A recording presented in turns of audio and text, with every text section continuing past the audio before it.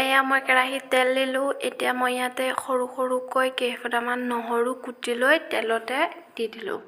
তাৰপিছত ইয়াতে মই মাছৰ কণী আৰু তেলখিনি অকণমান সময় ভাজি গুড়ি কৰি দিম।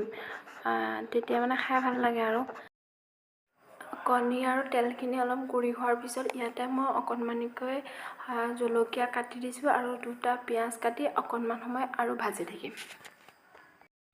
আৰু এতিয়া এইখিনি ভাজি হোৱাৰ পিছত মই ইয়াতে ভাজিখিনিৰ পৰিমাণত নিমখ আৰু হালধি দি আকৌ অকণমান সময় ভাজি থাকিম।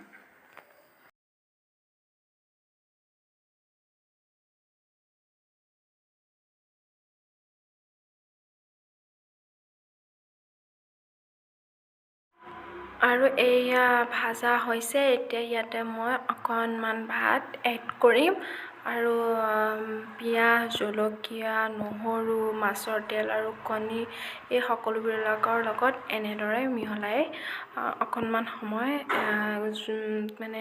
গেছটো কমাই কেৰাহীৰ ওপৰতে থাকিব দিম।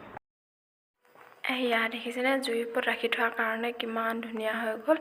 এতিয়া মোৰ ভাজিখন হৈ গ'ল। যদি আপোনালোকে ভাল পাইছে please like, comment, share and subscribe কৰি দিব।